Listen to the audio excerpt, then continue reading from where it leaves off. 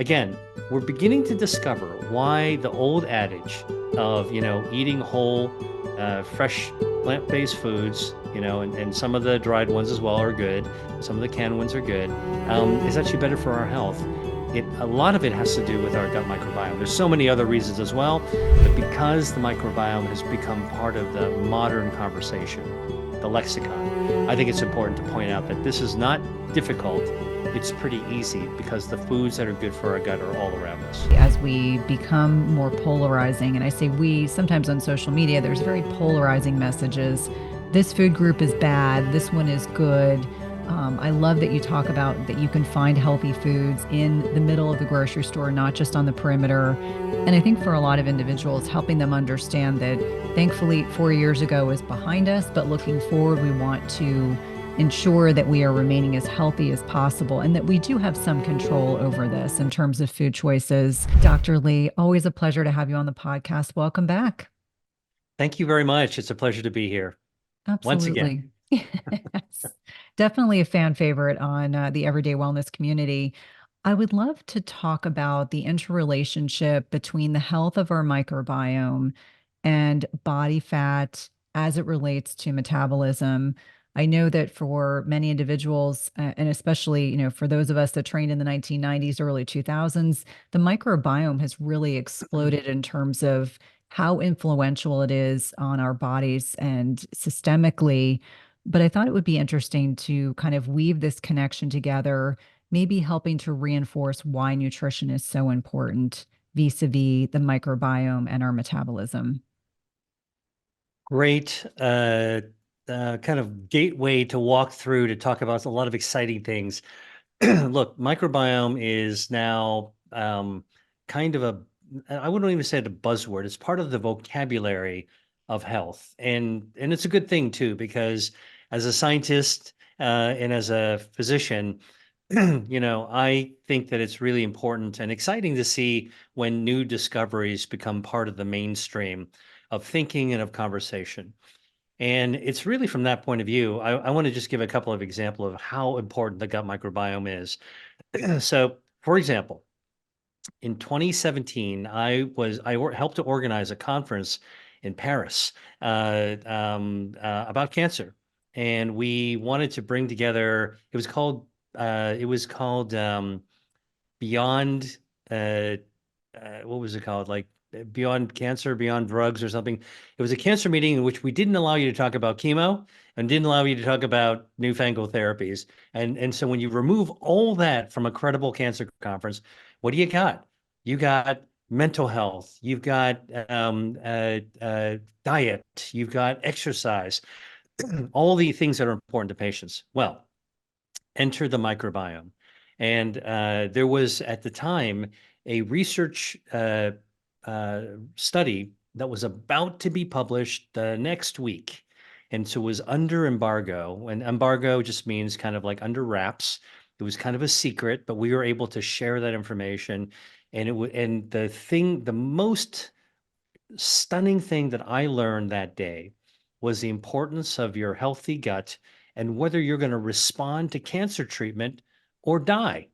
And to me, as a researcher, it like stunned me that the difference in 200 people who were getting state-of-the-art cancer treatments of different cancer types, that whether they actually made it or didn't make it, whether they responded to treatment or whether they didn't respond to treatment, relied on, in that research study, one bacteria, which everybody now talks about, called Akkermansia. And this was published in the journal Science, which is one of the most credible journals out there. Came out a week later. And I literally said, OMG, this is like proof of principle how important gut health is. I don't really care if you've got irritable bowel, if you've got all these other things with gut health and you want better body shape, body composition. But when it comes down to the black and white of cancer, which affects everyone, including myself, my mom had cancer, my two uncles died of cancer.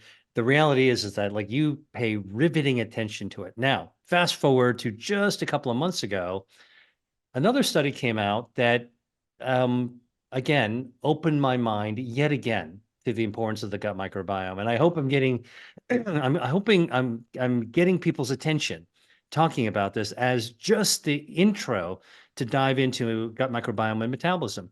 But here's a recent study that looked at a bacteria that is called PS128. It's a kind of lactobacillus, and it was studied in Parkinson's disease. Now, we don't really have good treatments for Parkinson's disease. And the treatments we do have actually either don't work very well or or they have side effects, some bad ones, some serious ones. And everyone knows the work of Michael J. Fox and the tremendous effort that's been invested to find better treatments. Well, enter the gut microbiome. This one bacteria, which can come in as a probiotic, PS128, seems to be able to lower the symptoms of Parkinson's disease as an intervention. And I looked at it again, published in a real journal, like a serious journal, to go, wow, this is like confirmation that the health of our gut makes a huge difference in terms of our health.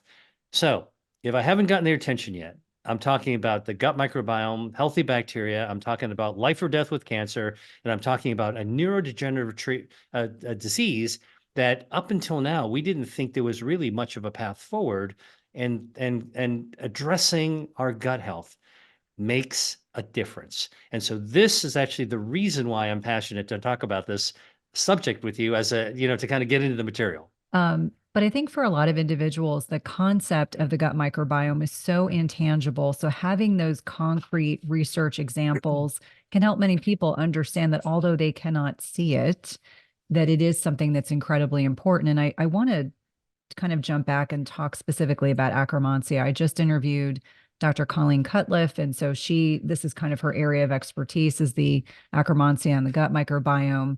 And what I found really interesting about this keystone bacteria is that it is not just important for the mucin lining, so the lining of that small intestine, but it's also implicated in things like our endogenous production of GLP-1. So I think a lot of people are familiarized with GLP-1 agonists, semaglutide, Wegovy, they're very popular right now. But understanding that by supporting particular keystone bacteria, we can also then support these bacteria and have them work more effectively. Have you found that there are specific foods that are tied to the supporting the microbiome in much more profound and beneficial ways than others? I would imagine things like fermented foods, et cetera, would be of benefit, Yeah. polyphenol-rich foods. Yeah. Well, actually, I'm gonna talk about that exactly, but I want to bring one more piece of articulation to the microbiome for people that kind of are still having a little trouble getting their arms around it. Let me tell you how to measure the microbiome. Let me tell you how to measure your microbiome or mine. Basically, you get sent a kit. Your doctor can give you a kit, or you can mail away for a kit, and it comes with a clear tube with a screw top on it. Okay. In the lab, we see these kind of tubes all the time. And there's a cotton applicator, kind of like a COVID test thing, except you don't put it up your nose. Please do not put this up your nose, because you're going to put it on toilet paper that's got some of your poop on it. And you just twirl it around, and and it takes you 5 seconds. And then once you actually have a bit of that poop on there, you stick it in the tube, screw it shut. Now no germs are gonna go in or come out, and you stick it in an envelope, and it gets mailed away to a lab. And the lab, just like after you actually get your blood drawn, yeah, the nurse will come up and the phlebotomist and draw your blood, and you see it in a tube. The same deal, goes away. And just like we can't see our blood cells, we see just the tube of the blood going away. So too is the gut microbiome. You send it away, and you let these people with very sophisticated equipment crunch down to look for what kinds of bacteria are there, how many are they there, how similar are they, and are there any good guys there or bad guys there in the gut. And that's really how it's done. It takes about 2 to 3 weeks to get a result. And then it comes up on your patient portal, just like everything else. And so for anybody who's really just had this, question mark cloud over their head, like, I hear this all the time. I don't have an idea about what it's like. I'm bringing it right down to earth, because this is exactly how it's done. Do you have a particular company that you recommend or use, or one that you have a preference for? First of all, I don't get paid to tell you this. I'm somebody that just likes to share what I do. I think there are many different companies that are out there. I'm not promoting any one, but I'll tell you the one that I've worked with because I have trust with the technology that they use and the rigor that they do. And look, like you, I'm a healthcare provider, and we sort of operate with a certain level of standard that we're expecting. And so when you find somebody that or a group or a lab that meets that standard, you feel comfortable with it. And when you're not sure about the quality, we tend to be cautious about using them. So I use a group called Sun Genomics out of San Diego. And they have done really a fantastic job. I'm sure there are others as well, but for me, that's been really my go-to. Now let's talk about foods that actually help the microbiome because the measuring your microbiome is the first step to knowing what you need to do, just like the blood test, right? Doctor or nurse, I'm feeling a little weak. Let's draw some blood. Let's see, are you anemic? Is your blood count low?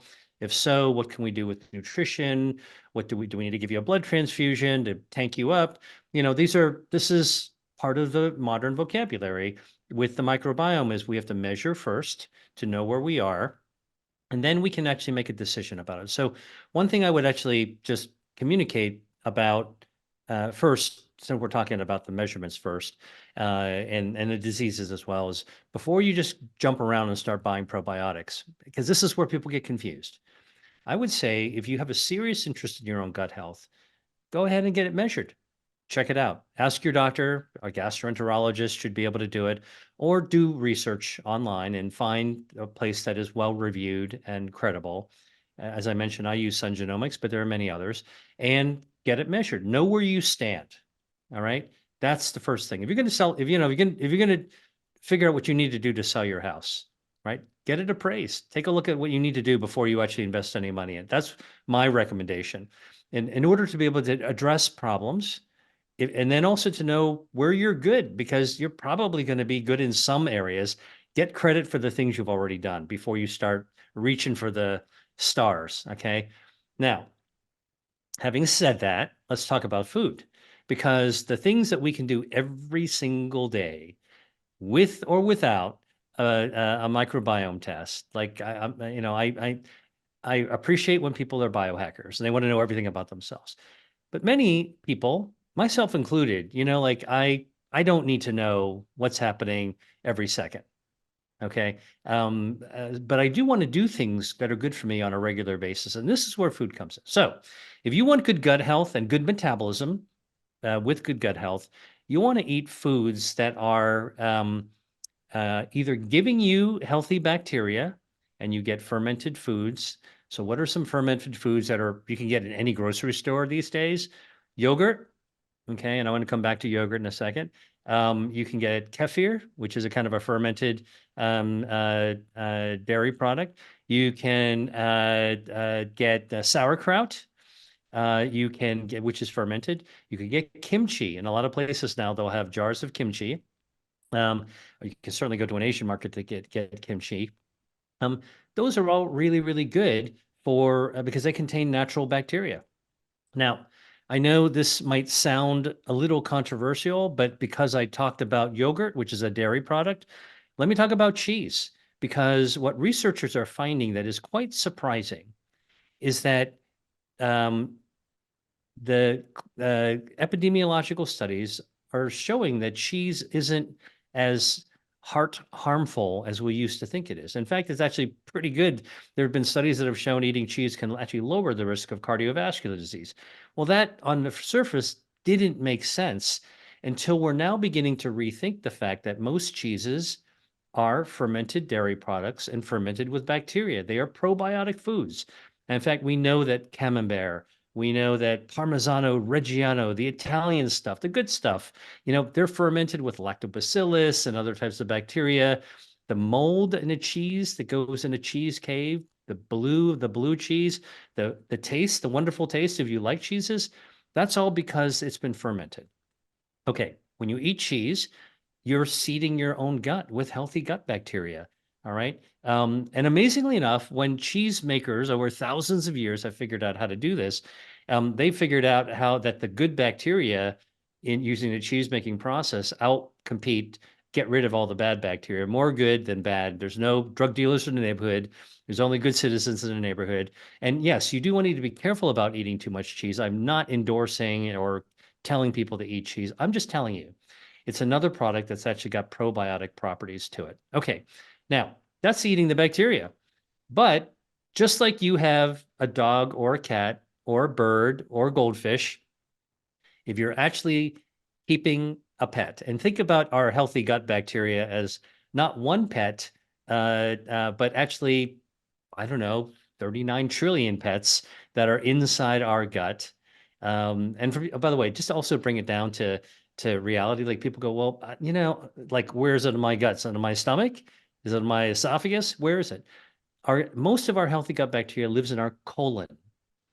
And if you're above 50, you should have had a colonoscopy. And in a colonoscopy, a doctor kind of gives you some relaxation medicine so you don't remember it. And they put in a tube called a colonoscope that goes in through the rectum and snakes up through the colon. It goes up, it goes across your belly, and it comes down to a place where your appendix lives called the cecum. That cecum, which is kind of like a soft bag of the colon, is where most of the gut bacteria live. Your gut microbiome tends to live there. And in fact, I mentioned it's where the appendix is. We are now beginning to believe that the appendix may play a role in air traffic control of our gut bacteria.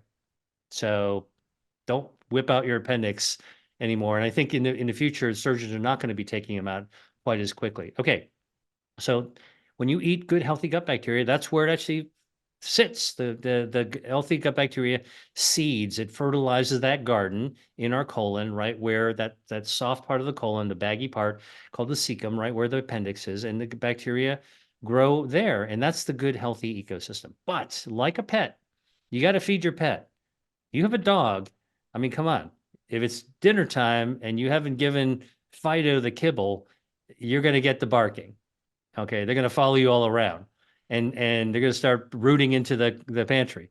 And so we actually have to feed our healthy gut bacteria, which we call, the bacteria, we call them probiotics if you're ingesting them. Okay, probiotic foods like sauerkraut, kimchi. Uh, but if you're actually, what is the food for the bacteria? You got to feed them, right? Goldfish flakes for the goldfish, bird seed for the parrot, kibble for the dog, cat food for the cat. For your gut microbiome, we give them prebiotics. Prebiotics are the food for our gut bacteria. Now, what are the prebiotics that we want to eat? Well, listen, almost everything you've heard about going to the produce section and eating the rainbow, colorful foods, the brassica, the green, the broccoli, the Brussels sprouts, the bok choy, the radicchio, the yellow bell pepper, the green bell pepper, and the mushrooms, and all these other things that you find in the produce section. They all contain natural substances called bioactives. Yes, they used to be famous because people tagged them as antioxidants. Now we're beginning to have a much more sophisticated view. They do a lot of different things. One of the things, many of these bioactives, natural chemicals in the foods in the produce section, plant-based foods, they are prebiotics. They feed our gut bacteria. So when we eat a salad or a bean stew, or we uh, create a pesto, all right? When we're eating that stuff, we're of course enjoying the taste and we're absorbing the micronutrients. And of course, those bioactives are good for our health defenses and good for our metabolism. But some of that gets tumbled on down below to your gut. And before you poop it out, okay, your gut, it feeds your gut bacteria. And that gut bacteria takes their food and they metabolize the food that we ate for ourselves, that they eat, and they create from the food that we feed them wonderful, healthful metabolites, other natural chemicals called short chain fatty acids. And so that neighborhood of healthy bacteria in our gut, they eat dinner time, lunchtime, they nibble on the stuff, they digest it, And then they release these metabolites, short chain fatty acids, that get into our bloodstream. We can measure these things. And when they get into our bloodstream, they go to our brain, they go to our heart, they go to our muscles, they go to our body fat, they go to our kidneys, and those short chain fatty acids improve our overall health and mental well being. That gut brain axis is real. The gut metabolism axis is real. So, this is actually part of the new teaching that in the future, if you're going to go to medical school, nursing school, nutrition school, this is going to be part of the first year curriculum because it's the basics. It's really so fascinating. You did such a beautiful job kind of making it relevant to listeners. I do have a question though, and this is something I've been asked with some frequency. It must be the beginning of the year and everyone's getting their colonoscopies. The prep for the colonoscopy induces quite a bit of defecation, diarrhea. Do you have any sense of the impact on the gut microbiome from all of that forced evacuation prior to having the scope? Yep, it's been studied. That's been studied. Okay. And it's been studied because we can measure it. And that's the key thing, right? So, right now, for people listening or watching, like we're two medical professionals that are able to communicate really clearly with each other. And what we're doing, on podcasts is, we're really trying to exchange this information, have a conversation in a way that other people can understand. So, you just asked a question that a doctor or a health provider or nurse should be asking their colleagues in the clinic. When you do a clean out before colonoscopy prep. So if you haven't had one, if you had one, you know exactly what I'm talking about. And if you haven't had one, let me just tell you, when they're actually checking out and making sure you don't have cancer or polyps or whatever, as part of the checkup, after you're 50, you got to get rid of all the stuff that might be in your bowels. So you drink this, you drink a big vat of stuff. And what it does is it cleans us out. So you wind up actually having a bowel clean out. Got a bunch of diarrhea that occurs usually the night before you start drinking it. And in the morning, you're clear. And you go in there, and now at the tube that your gut your colon is really easy to look at. You can shine a light around. It's like going caving. There's no bats in the belfry. It's completely clean, and you can go check out for cancer and ulcers and polyps and stuff like that. Okay, now what happens to the gut microbiome? Because indeed, when you have a lot of diarrhea, you're flushing out the gut. Okay. And it turns out they've measured after the bowel clean out, you actually do change the gut flora. That's the neighborhood. The makeup changes a little bit. Okay. But our healthy gut is so resilient that after a bowel prep, it starts to get back to normal in 24 hours. It starts to rebuild itself. And by the end of a week to 10 days, it's pretty much back to normal. Normal being what it was before you cleaned yourself out, but maybe not as normal as you want to be. And this is the point about eating healthy, because if you actually realize that every time you make a decision to eat something, snack, breakfast, lunch, dinner, you're not deciding for one. You know how pregnant moms say, like, I'm eating for two, right? Well, now you're eating actually for 39 trillion plus yourself. And so we all carry a great responsibility when we make a decision about what we're going to eat to make sure we're also feeding our gut bacteria properly. So what are some of the things that damage our gut bacteria? Because I know everyone always asks that, like, what do I need to stay away from? So, Dr. Lee, you're telling me maybe it's good for my brain, maybe it's good for my mental health, maybe it's good for my heart, maybe it's good for like what do I need to avoid? Okay, let me tell you that eating a lot of added sugar in your foods damages your gut microbiome.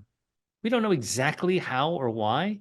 And many things that have a lot of added sugar also have a lot of other artificial chemicals, preservatives, colorings, flavoring. So maybe it's also not just the sugar, but the other stuff in these ultra processed foods. So you want to cut down or cut out your ultra processed foods. You want to optimize your gut health. Try to eat whole, natural foods that are fresh. Now, when I say fresh and I say whole, I don't mean that you have to just eat at the salad bar, because as it turns out, when you go to the grocery store, some of the healthiest foods for our gut are actually found in the middle aisle. So if you actually look for beans, you know, canned beans are also really good. Dried beans are also really good. Whole grain foods also really good. And so, and by the way, dark chocolate, 80% cacao as well, also good for the gut microbiome. Coffee, tea, things you would go into the middle aisle. Those have been shown to actually be beneficial for our gut microbiome. Tree nuts, you know, the bulk nuts you go to in the grocery store, and you're like seeing these big plastic canisters with a shovel below it, and like I don't know what I don't know what the heck I would do with that if I got stuff. Well, listen, here's what you want to do. That is gut microbiome food. And so what I tell people to do is take a little tub, you know, the smaller tub. Don't buy a lot. You don't have to go to the big box stores.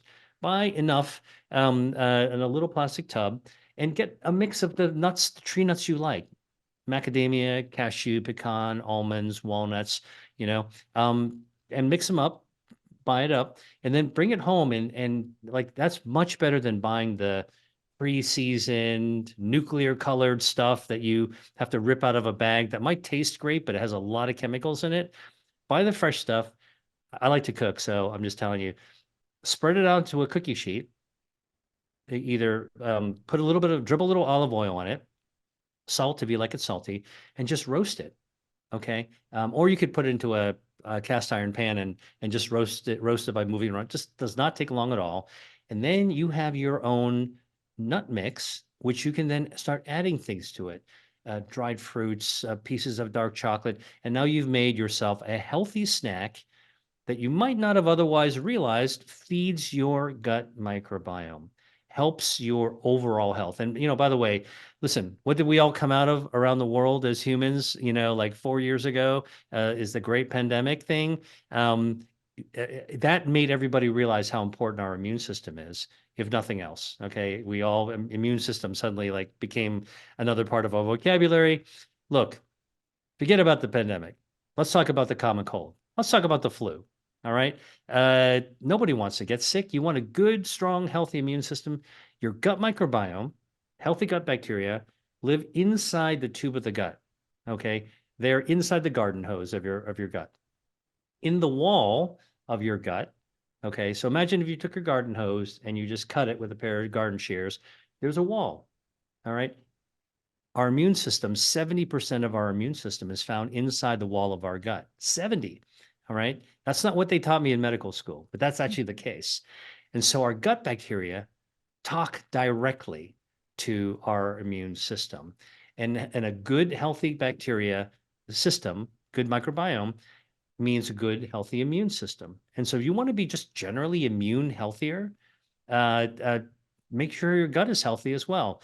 Again, we're beginning to discover why the old adage of, you know, eating whole, fresh plant-based foods, you know, and some of the dried ones as well are good.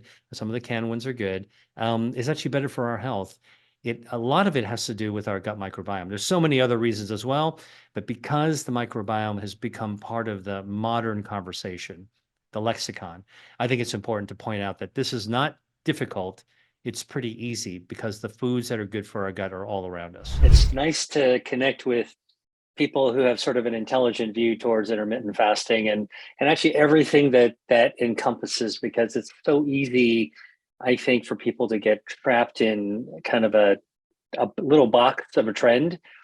And yeah, so you're and you're a nurse? I'm a nurse practitioner. Yes. Okay, cool. And so my background before I left clinical cardiology was ER medicine, cardiology. So I'm a bit of an adrenaline junkie, but I got to a point where I was very tired of just writing prescriptions. I said, I'm so focused on lifestyle medicine, and that's really what I want to talk about. But as you can imagine, Wow. traditional kind of. Where are you based? Where was your practice? So Northern Virginia, so Washington, DC area, worked for a very large cardiology group. I love everything about the heart and heart physiology, and I am a bit of an adrenaline junkie, but I just got to a point where I kept saying 90% of what I'm seeing is a lifestyle issue, and we're not actively treating that. And so took a leap of faith, and now I talk all about lifestyle medicine. So I hear a lot of that, and I think it's going to be increasingly common to people that just sort of eventually get to a point to say, the heck are we doing here?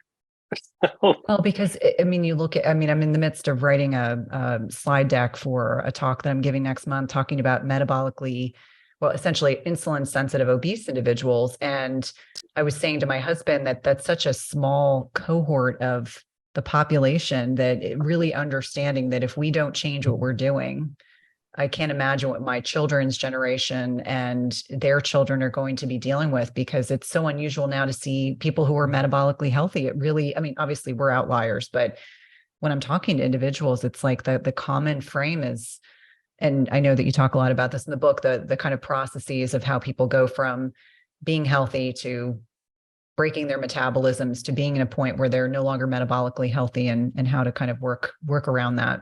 Right. Well, look, I'm honored to be on your podcast, and thank you for you're actually one of the first people to take a look at the book, which is great. Outside, yeah. I know it's a labor of love, so. Yeah. Is that book that you wrote? Is that your first book, or how many? That is my very first book. We kind of just crossed over 40,000 copies sold, and so wow. Everyone's happy, but they're like, don't abandon the book, continue with, the promotion of the book and selling the book. And so it's when did it come out? March of 2022. So having never been through that process, I feel like at least in 2023, I can exhale a little bit. I'm like, oh my gosh, it's like running a marathon. You know what? If I can be helpful to you in any way as a former first-time author who now has decided to kind of continue the second lap, I can share with you a lot of the feelings I had, the pressures that I had, and then how I finally resolved it, which led to the second book. And I'm really happy with what came out. But I have to tell you, it was actually it was a heavy lift for me because I had a very successful first book, and I didn't get into this, I didn't have to please my mommy to actually, write a book every other year. But there are people that are out there that do that. And for me, my first book was like 30 years worth of research put in there. And I'm like, maybe in another 30 years, I'll consider writing another book.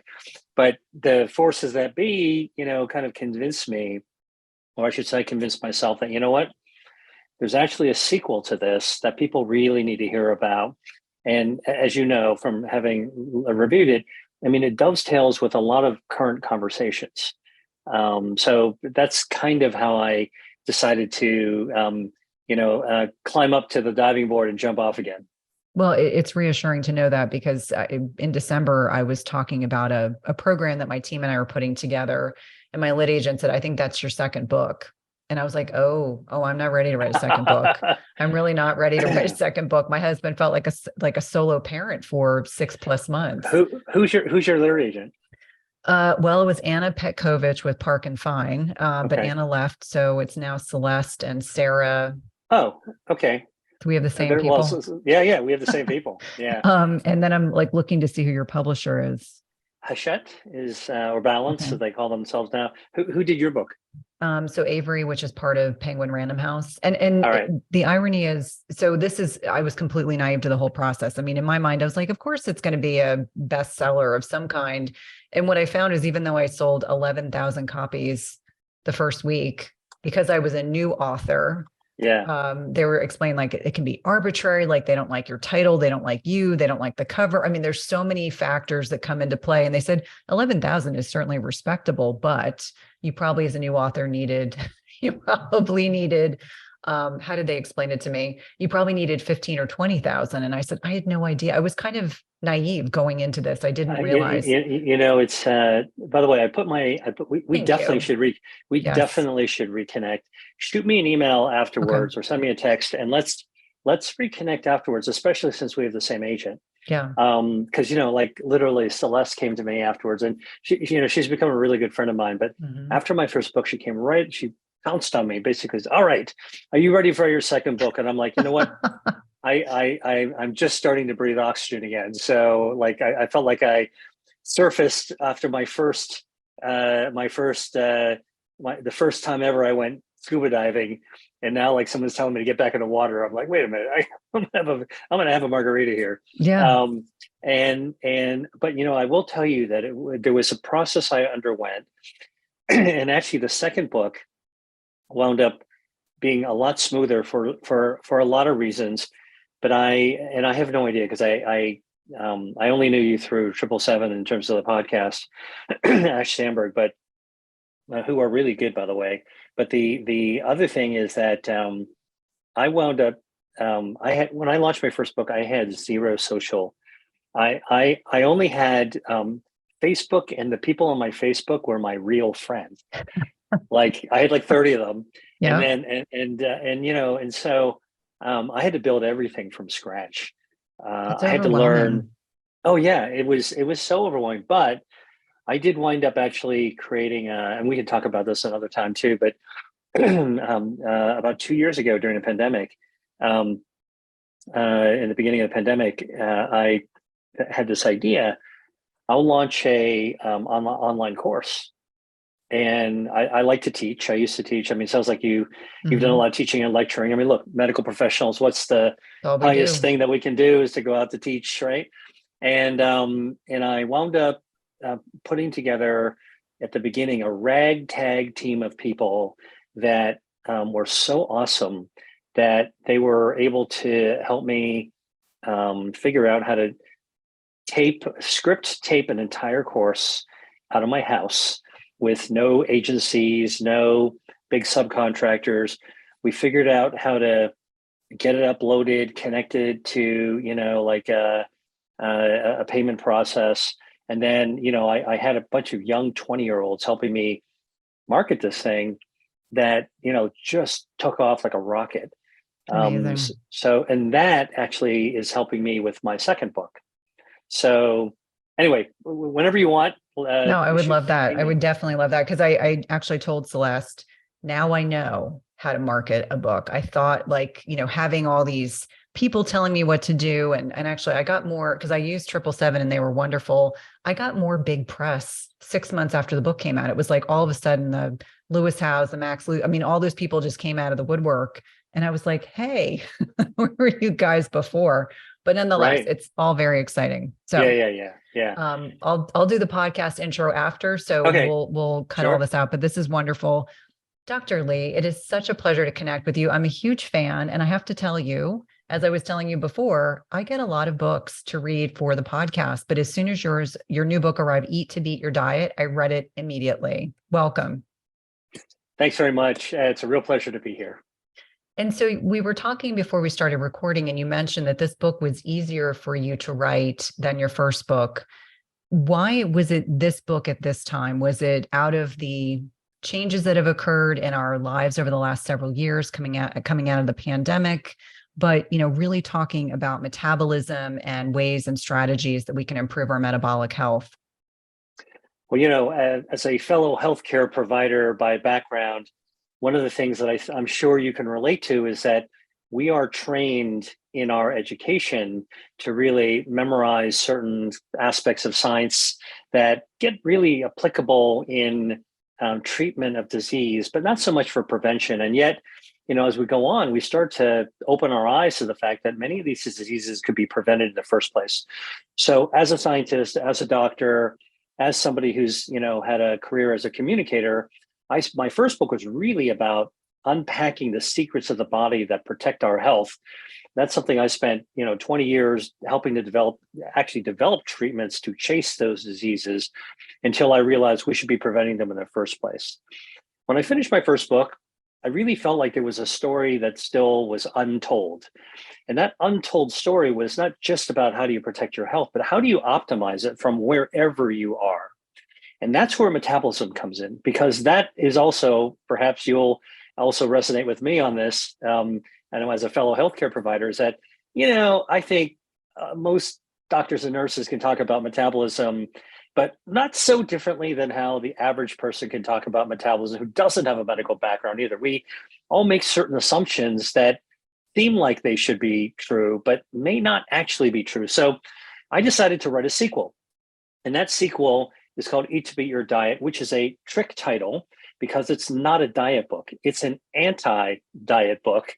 And what it really talks about is what I'm now really passionate about, which is that if you really understand how your body works, we are all hardwired with a metabolism that serves us our entire lives. And what happens over the course of everyday existence for most of us is that we wind up actually crushing and derailing and actually injuring our hardwired metabolism. And then people wind up throwing up their hands saying, I don't know what to do now. And this book is really about the what is actually happening in your body, how should it actually operate, and how can we actually make steps to restore it back to its hardwired level. I think it's really important for people to understand this because I think the common misnomer, and research suggests otherwise, is that our metabolism slows as we get older. And you talk about in the book about the fact that from the age of 20 to 60, our metabolism is quite stable. But yet most people have the assumption, and clinicians included, that once you get north of 40 years old, or as women get closer to menopause or men andropause, that all of a sudden the brakes go on. And actually the research doesn't support this.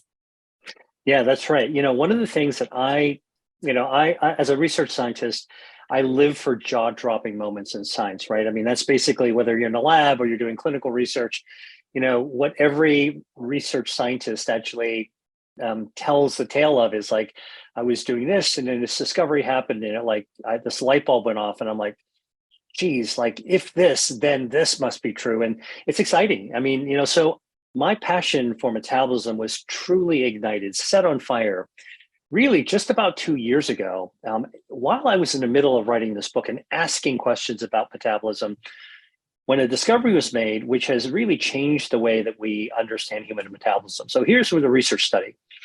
Research study was done with 6,000 people over 20 countries, and was led by a group of several dozen researchers that were asking the question about human metabolism and what should it be, right? So think about it, like the average person, like, well, I'm this tall and I weigh this much, and this is how much I should be eating. This is how many calories. That's dieting, right? So I was writing a book about how do you beat your diet? How do you not need a diet? So that led me to say, well, how does metabolism work? Well, that's where this research study came into play. By the way, it was actually the research was headquartered at the International Atomic Energy Center in Switzerland. And what they did, this was a global study, they studied people that were 6,000 people that ranged from 2 days old to 95 years old. That's the entire human lifespan, okay? And what they did is they studied everyone's metabolism in the exact same way. And the way they did this, and the reason that it was atomic in terms of its headquarters, its sponsors, is because they gave everybody a drink of water. Water is H2O, 2 hydrogens and 1 oxygen, and they tweaked the atoms so you can actually measure them. And that means that whether you gave a baby some very safe water to drink, or gave an elderly person safe water to drink, or anybody in between, you could actually measure these tweaked atoms in their breath, in their urine, or in their blood. Now, imagine this: 6,000 people studied in exactly the same way. And then what they did is when they looked at the results by measuring that, you actually get a sense of metabolism. You get a measure of metabolism. By measuring that, they found that, not surprisingly, everybody's metabolism is all over the map, just like you'd expect. Just like people pull their hair out and say, oh my gosh, I don't know why my sister was so lucky she was born with a fast metabolism and I was not lucky because I was born with a slow one. That's why I struggle with weight and she can eat anything, right?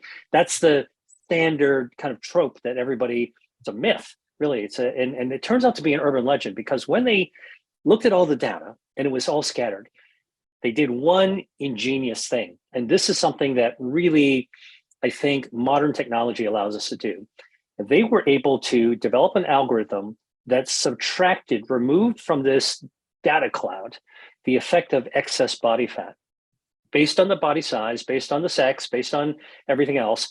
And when they did that, which, over 6,000 people, you need high technology to be able to really put this into play. So 20 years ago, there's no way we could have done this research. But when they removed out of this, this confusing cloud of data of metabolism everywhere, they removed the effect of excess body fat. What they found was jaw-dropping to me. They found that human beings are hardwired to all go through only 4 stages of metabolism across the entire lifespan. 0 to 1, metabolism shoots sky high, about 50% higher than the adult. Phase 2, stage 2 is 1 year old to 20 years old. So you're going down, down, down, down, down. During adolescence, when teenagers are sprouting up and eating 2 dinners and bouncing off the walls, I used to think, this is what I was taught, well, their metabolism's going up. I just got to feed it. And actually, it's not true. Their metabolism is going down, down, down. They're actually getting bigger and they're flushing out, but their metabolism is hardwired to go down. And then from 20 to 60, it is almost rock stable. That's through pregnancy, that's through menopause, andropause, as you said, rock stable. And that was shocking, because what that means is that 60 is the new 20. Right. So if you choose it to be, that's how your body wants it to be. And then from 60 to 90, your metabolism does slow down slightly. When you're 90, your metabolism is about 17% slower than it was at 60 or at 20. All right. And that's it. That's how we're wired. But when they added the fat back into the system, what they found is that these 4 patterns of metabolism, these 4 stages, got crushed by the effect of excess body fat. So it's not the metabolism we were born with that causes us to gain body fat and therefore gain weight. Actually, the other way around. We are hardwired to have a certain metabolism, and as we gain extra weight, develop extra body fat from behavior, from hormones, from all kinds of life circumstances, that excess body fat sits on our metabolism and basically, in many people, derails it. And so the good news is that makes it something that we can do something about, because we actually have the ability to unleash our inner metabolism. I think that's absolutely fascinating and certainly flies in opposition to everything I learned as a nurse and a nurse practitioner. But let's talk more about fat, because I think people think of fat as fat, but it's actually a highly sophisticated endocrine organ. And in your book, you talk specifically about 3 different types of hormones. I think most people are probably familiar with leptin, but 2 others that are probably less known. But the interplay between these vis-a-vis adipose tissue is fascinating. Yeah, well, so leptin is sort of the satiety hormone. It actually lowers our appetite, but people make a mistake about thinking like it's an off switch. It's not. It's really a volume switch. So just like when you're driving a car, or maybe your kid's driving in a car, they turn the radio out really loud, and you want to turn down. That's basically how all of these hormones actually work, but especially leptin. And so basically, it's the volume switch between our stomach and our brain, and it's influenced by a lot of other things. But basically, it's like, hey, we're getting kind of full.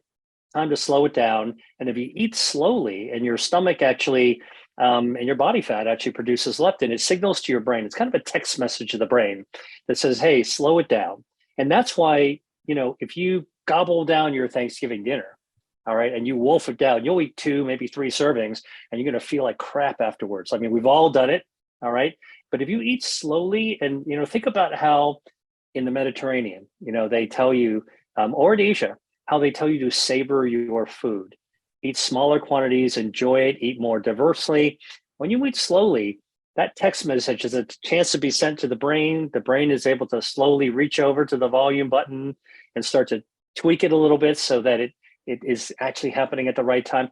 You tend not to overeat. It's harder to overeat when you give yourself time. And so leptin is one of those hormones that actually controls that. There's another one that's actually, these are all, by the way, produced by body fat, these hormones. This is why it's an endocrine organ, like your thyroid, like your adrenal gland, like your pituitary. Another one is called adiponectin. Now, adiponectin, most people may or may not have heard about it, but, this term adipose really refers to fat tissue. Most people don't know this, but adipem, which is where adipose comes from, is Latin for lard, pig fat. And it's because for 10,000 years, human beings have been, eating fat from pig. And in the old, like back in the Stone Age, eating fat actually was part of energy.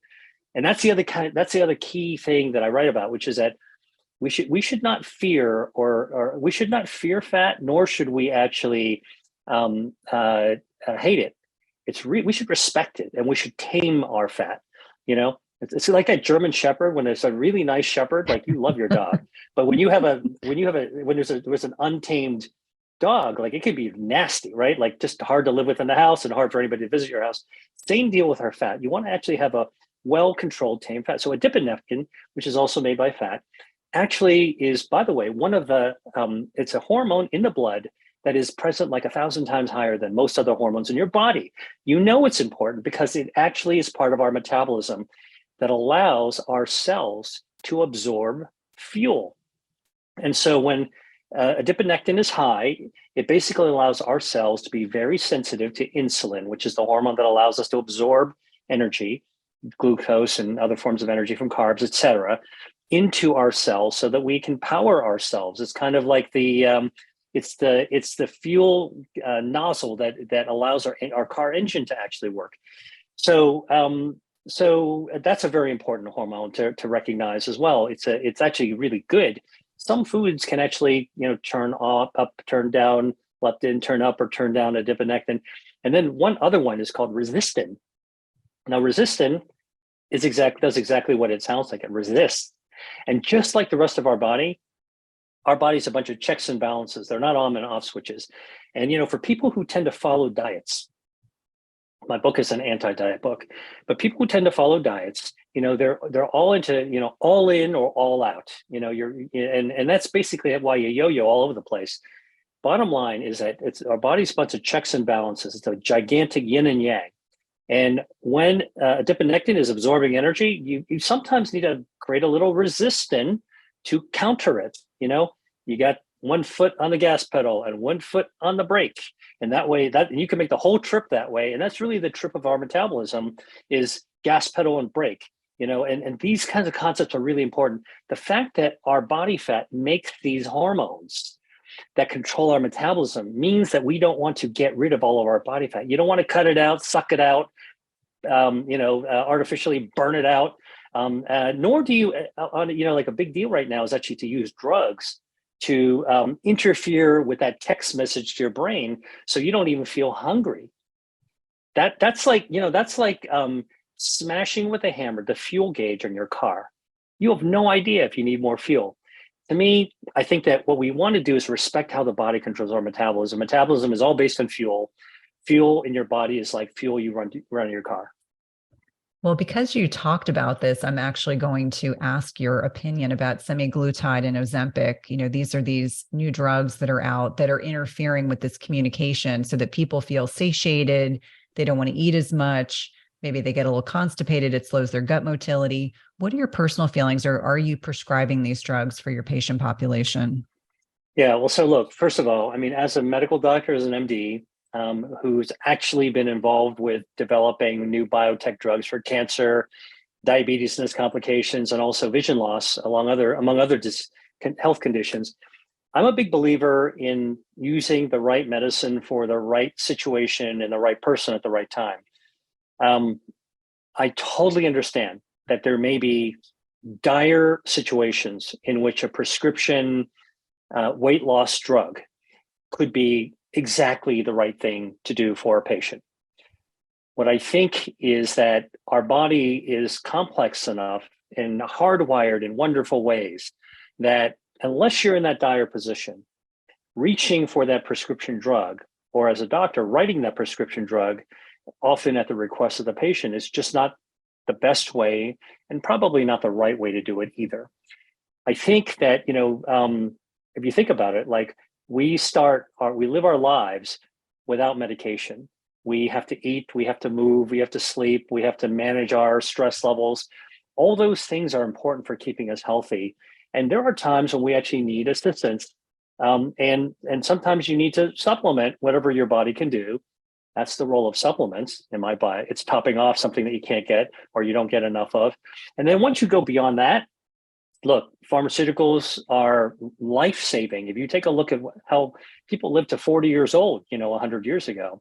And so I take nothing for granted. I think there can be instances in which these prescription drugs, which are quite powerful and also have some powerful side effects, are completely appropriate. But that needs to be the decision between a doctor and a patient, and ideally a doctor who is adequately informed and has really thought through things. And by the way, while we're on this topic, this is another big challenge that I think patients face all around the world, which is that the people that you're supposed to trust, the doctors, nurses, who are advising you that you trust your life to in almost every other circumstance, childbirth, managing your heart attack, getting a heart transplant. They're not adequately educated about diet, metabolism, and so what winds up happening is that patients become consumers of information, and they will go for whatever they can get, rightfully so. Okay, we're all self-sufficient to look for stuff, but there's no filter and no way to tell what's really credible. Like you and I are rooted in working on credible information and credible science, but that's not true for everyone, and or all the sources of information. So I think that's one of the big challenges is educating the healthcare community so that they're also able to actually communicate clearly. So obviously what you do and what I do, we're one step in the right direction, but there's a lot of other health professionals that also need to step up to the plate. As we become more polarizing, and I say we, sometimes on social media, there's very polarizing messages. This food group is bad. This one is good. I love that you talk about that you can find healthy foods in the middle of the grocery store, not just on the perimeter. And I think for a lot of individuals, helping them understand that thankfully 4 years ago is behind us, but looking forward, we want to ensure that we are remaining as healthy as possible and that we do have some control over this in terms of food choices. Yeah. Now, I know talking about metabolism is always a hot topic. Most of my listeners are women in perimenopause and menopause, and that in and of itself, I mean, andropause also happens to men, but helping men and women understand some of the changes that are happening. But I know in our last conversation, we talked about how the research shows that our metabolism as adults doesn't really change again until we're closer to 60. But helping individuals understand what's happening to our bodies as we are making that latter stage, as we're navigating middle age up into the next stage of life, what is happening that's impacting our metabolism so significantly? Okay. So I'm going to give another mic drop scientific finding here. I mean, I told you about the gut bacteria making the difference of whether you respond to cancer. I talked about the bacteria that actually helps Parkinson's, improve Parkinson's symptoms. Now, look, metabolism is something that we have so many assumptions about. And some of those assumptions, it turns out, are just myths that have been passed on from person to person, and not just among ordinary everyday people, but also even among healthcare professionals, and even the medical professors that taught me the wrong thing. And this is what I love about science, because I'm a scientist, and every day I get to I roll out of bed every day, and I'm looking at what's the science, both the work I do, but also work other people do, and it's discovery. And there's nothing more joyful, regardless of what's going on around the world. There's nothing more joyful than learning about something new that we're realizing about ourselves that is empowering, that gives us the power. Okay, so when it comes to metabolism, what are the big assumptions that turn out that everyone has? Number one, we're all born with different metabolisms. It's a roll of the dice. My sister was so lucky. She got a fast metabolism. She's skinny as a rail and can eat anything. I was unlucky. I was born with a slower metabolism. I've always had to watch my weight and watch what I eat, right? So I struggle with food. Like that's not me, but I'm just saying we've all heard of that. Number two, we assume that when kids are teenagers, and everyone who's had a child knows this, they get to be teenagers, and all of a sudden they're eating like 2 or 3 dinners, and they're bouncing off the walls. And you're like, that kid's metabolism is going through the roof right now. That's the only explanation, right? Third assumption, once you go to college, you're going to gain those freshman 15, and then it's going to be a battle, because you're going to need it. Now you need to work out, go to the gym, work out, look good, blah, blah, blah. And then when you hit that magic age of 50, middle age, oh my gosh, your body's going to change. There's nothing I can do about it. I got to work out harder. And so people go, my shape's going to change.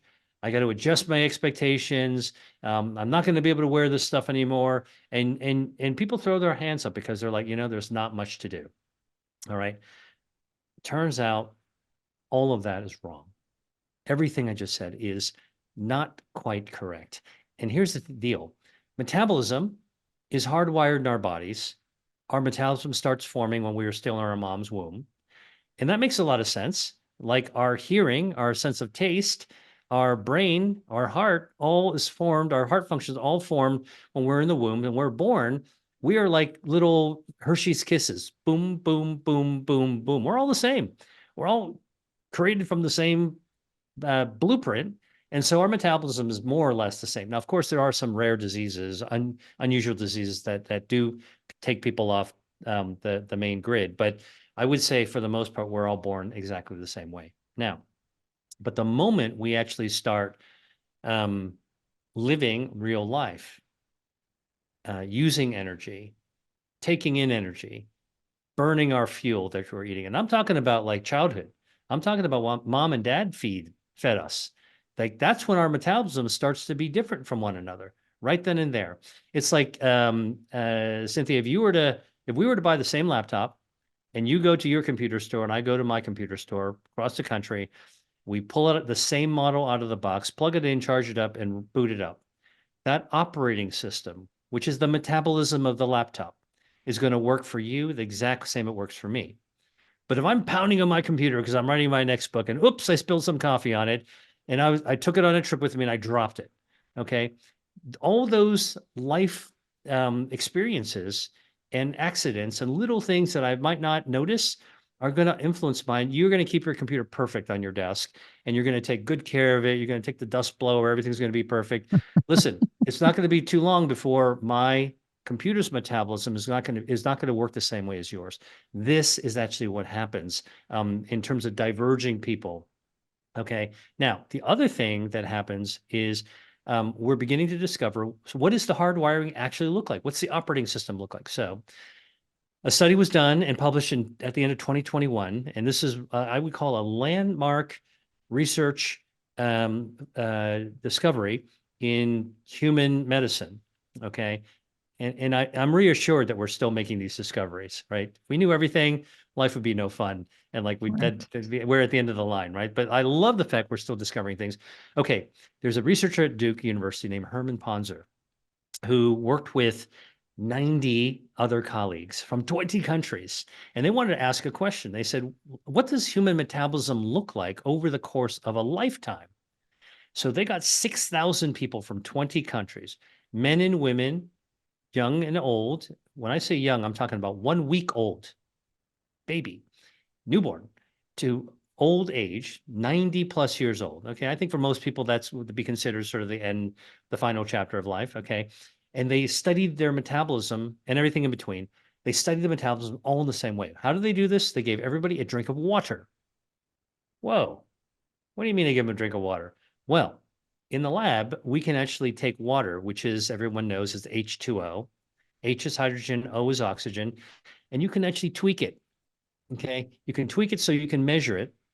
And so if everybody drinks the tweaked water, and then you can measure how your metabolism influences the hydrogen, the H, and the O, the oxygen of H2O, in the breath, in the bloodstream, in your pee, in the urine. And that's how they measured this for 6,000 people across 20 countries, exactly the same way. Never been done before. Now, I want to give you the context for something. Think about this: 20 countries, 6,000 people across the ages. Some people, they're different races, different foods, different lifestyle practices, different genetics. I mean, you're really talking about the alphabet soup of humanity here. And that's what also makes this study really profound, is that it really did a real world study, meaning the entire world. I think they got most of the continents. I can't remember exactly which, I can't name them offhand, but quite a profound study. And when they looked at metabolism from 1 week old to 90 years old, what do you think they found?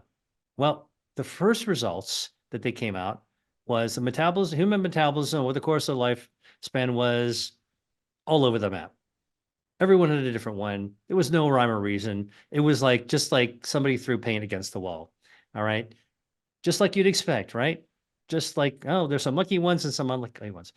Actually, we now live in the age of supercomputing. So what these researchers did very cleverly is they said, let's do an analysis of this. And what we want to do is we know every individual's gender, we know their height, we know their age. So we can calculate how much, and we know how much they weigh. So we can calculate how much extra body fat every person had and how much they're supposed to have. So what they did is they created an algorithm to subtract from their results the effect of excess body fat on metabolism. So every person just had the effect of excess body fat removed. And you know what that did? That it gave a result of what human metabolism was like by removing the effect of excess body fat. And it turned out to be like removing the cloth from the statue of David for the first time. We suddenly saw exactly how human metabolism is hardwired from birth to the end of life. And there's only 4 phases we go through. Everyone's the same at the beginning. From 0 to 1 year old, our metabolism skyrockets like, like one of those SpaceX rockets, blasts off. And in fact, at 1 year old, a baby's metabolism, a 1 year old's metabolism is 50% higher than what their metabolism is going to be as an adult. It's absorbing everything, moving really quickly. And by the way, this gives us pause to think about, like, what are we exposing our babies to? Should we be giving them the microplastics in the sippy cup? What about the stuffed animals that are shedding all those little polyester micro part plastics? What about when we drive them around and they're, breathing in fumes? The new carpet they're rolling around in, all these kinds of things are, what research does is it makes us rethink what we always assume. 1 year old, 50% higher than adults. Now, from 1 year old to 20 years old, adolescence, right? Bouncing off the walls, eating 2 or 3 dinners. Guess what's happening in metabolism? When you remove the effect of excess body fat, human metabolism is going down, down, down, down, down to adult levels. All right. They're getting bigger, but their metabolism is getting faster. In fact, it's actually slowing down. That's the second phase of human metabolism. Third phase of the human metabolism is from 20 to 60. And get ready for the mic drop, because what they found was that from 20 to 60, human metabolism is rock stable. Let me repeat that. The way we are hardwired for our adult lives, 20 to 60 years old, our metabolism is hardwired to be rock stable. This is a laptop that hasn't been dropped, doesn't have had coffee or tea or water spilled on it. Okay, hasn't been banged on. It's supposed to be rock stable. And then at the age of 60 to 90, there's about a 17% drop. But listen, what happens, what this means is that the way that our body's designed, okay, when we come out of the factory ready to roll, is that 60 can be the new 20, okay, if you take good care of your metabolism. Now, for those who've been lifting carefully, you'll know that one of the ways that they got to the statue of David picture of human metabolism is by removing the effect of excess body fat. So you know what happened once they threw the excess body fat back into the equation? You crush the metabolism. Now, why is that surprising? Because we've always assumed that a slow metabolism causes you to gain extra body fat. And now we know it's the opposite. Excess body fat, which is actually how our body stores fuel from the food that we eat, crushes our metabolism. Completely the opposite. So this is research that's less than 4 years old. It's about 3 years old. And it is changing everything that we know about human metabolism. The old metabolism textbooks are being ripped up and thrown away, and the new chapters are still being written today. And this gives us power. And the reason it gives us power is that we are not, our metabolism is not dictated by fate. We have the agency, we have the power to be able to use our diet and lifestyle to be able to control how much fuel we're putting into our body and the quality of fuel we're putting in our body, so we don't grow that excess body fat. And for those of us who have excess body fat, we can do things that can actually burn it down. And when we burn down the excess body fat, guess what happens? I mean, for anybody who's listening, who is in that middle age and wondering like, oh my gosh, there's nothing I can do. Wrong. The new science tells us you can burn down your excess body fat, and that starts immediately to unleash your inner metabolism to raise it back to towards the level where it wants to be. It might take a while to do it, but the agency and the power is in our hands. And that's what I wrote about in my second book, Eat to Beat Your Diet. The whole point is that you don't need to be on a diet. It's an anti-diet book. Here are the different ways, with a little bit of intermittent fasting, with choosing the right type of plant-based foods, by cooking with healthy fats and by not overeating quantities of foods. And of course, by exercising, by protecting your gut health, which helps your metabolism, by sleeping properly, to reboot our gut bacteria, and also to burn down body fat. Did you know that when you sleep, and this is actually really interesting, when we're sleeping and not eating, meaning fasting, we're always intermittently fasting when we fall asleep, okay, that when we are actually not eating, when we're sleeping, our metabolism shifts gears like the gearbox of a Ferrari. That's how I want you to think about your body. You're shifting gears like a Ferrari when you're sleeping, and your metabolism shifts from storing energy into body fat to burning energy away from body fat. So when you're sleeping, you're burning fat, which is pretty cool. And so for those people who are thinking, like I never really need sleep, or I have difficulty sleeping, now's the time to actually rethink that, because when we sleep, we're actually helping to right size our metabolism. And I think that's such an important distinction. When we're sleeping, we are burning fat. So we're tapping into fat stores for energy and perhaps describing that there's different types of fat. So for people that are listening, a lot of the pesky fat that we don't love generally is white fat, which is not metabolically active. And you're alluding to the fact that with targeted lifestyle changes, including nutrition, you can take the white fat, beige it to make it brown. And then that is a metabolically rich type of fat that we can use to our advantage. Yeah, I'm glad you brought up in the last sentence you just said, Cynthia, you actually packed a lot of stuff in there that I want to, I mean, and maybe you've talked about this before, but let me unpack it for the listeners in a way that I have found useful when I'm explaining white fat and brown fat to people. All right. You ever have a project in your house where you got to paint the walls, repaint a room? So what do you got to do, right? You're going to go to the paint store, the hardware store, and you're going to go to one of those, whatever sections, the paint section, and they got a million colors there. And you got to pick up the little swatch and make sure you pick the right swatches. And, something that's really nice for the house is if you don't paint all your walls the same color. And even in one room, if you paint it one color and then you pick a matching color or a complementary color on the other wall, it really lights up the room. And really, this is how Mother Nature designed body fat, because our fat isn't something to be feared. Our fat is something that we should really love. And for people who are confused about that, like, no, I don't love my fat. I hate my fat. Wrong. When your mom's egg met your dad's sperm and you became a ball of cells, okay, the first thing, the organ that formed in your body was your circulation, because, everything needs a blood supply. Then nerves started forming because we need an electrical system to be able to power up our organs. And then soon after that, body fat formed. So fat is one of the first organs, yes, organ to form in our body. And you know where the first organs form of fat? They form around your blood vessels. Not you didn't even have a belly yet.